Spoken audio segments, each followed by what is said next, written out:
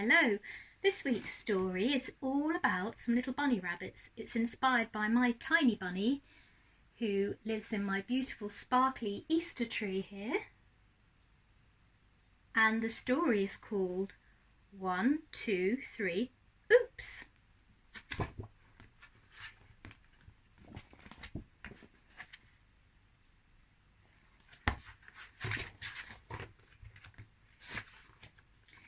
Mr. and Mrs. Rabbit had a big family, a very big family.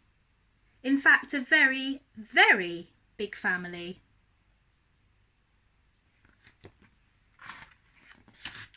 I wonder how many babies we've got, said Mr. Rabbit one morning.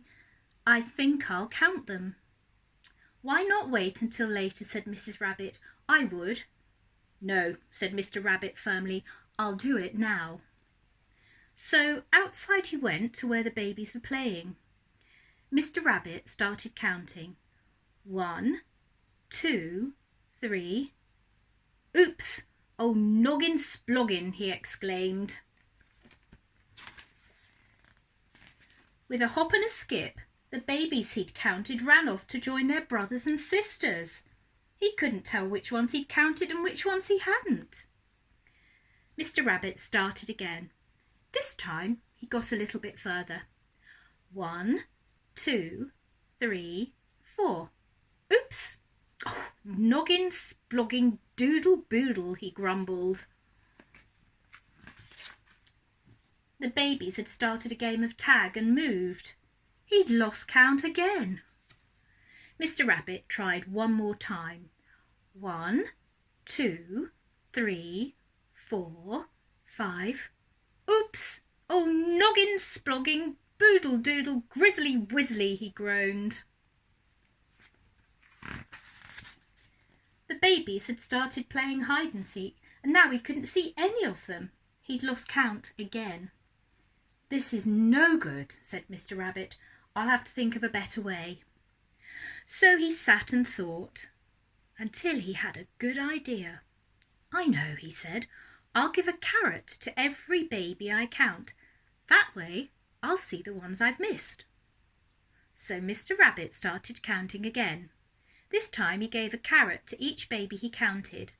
1, 2, 3, 4, 5, 6. Oops! Oh, noggin, sploggin, boodle doodle, grizzly whizzly, sniffly whiffly, he cried. Oh, the babies he'd given carrots to had eaten them. He couldn't tell who he'd counted and who he hadn't.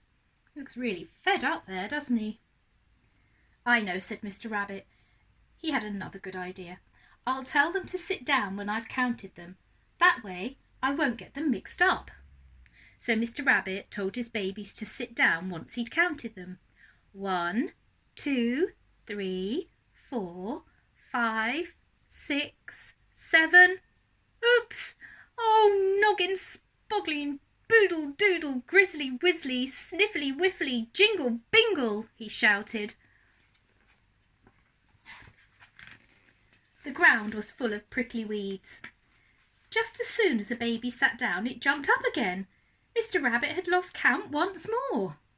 Right, this will definitely work, said Mr. Rabbit, as he had yet another brilliant idea. I'll send every baby indoors. The ones still outside will be the ones I haven't counted. I can't possibly get muddled up that way. What do you think? So Mr. Rabbit started counting again. This time every baby he counted was sent indoors. 1, 2, 3, 4, 5, 6, 7, 8. Oops!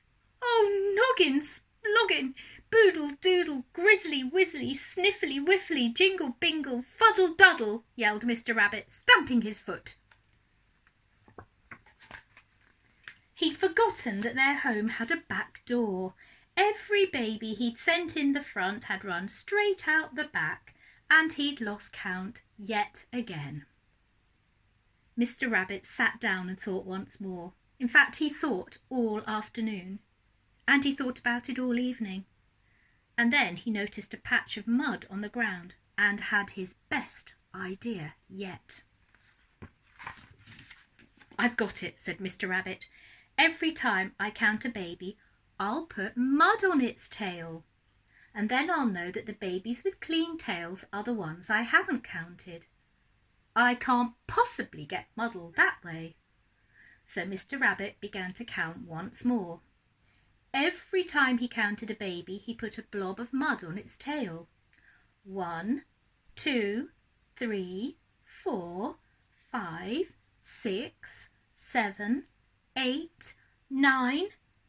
Oops! Oh, noggin, sploggin, boodle doodle, grizzly wizzly, sniffly wiffly, jingle bingle, fuddle duddle, jingle bungle, he roared, jumping up and down.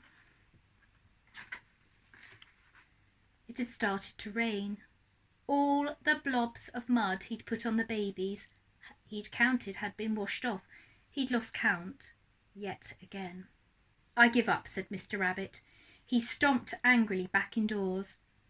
"I don't know how to count those babies," he cried. "I'm fed up." At that moment, Mr. and Mrs. Rabbit's babies scampered back indoors. Tired and happy after playing all day, they were soon fast asleep.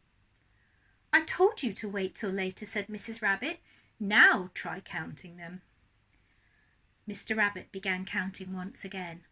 1, 2, 3, 4, 5, 6, 7, 8, 9, 10, he cried. "I've done it." "Oh, no, you haven't," said Mrs. Rabbit. "You've forgotten the littlest ones."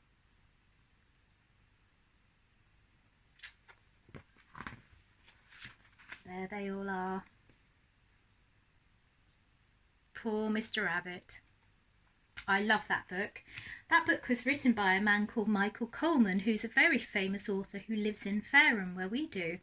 And he, many years ago, came to open our new school library when it was first built. So when we're back at school, if you go to Harrison Library and have a little look, there is a plaque with his name on, and his name is Michael Coleman.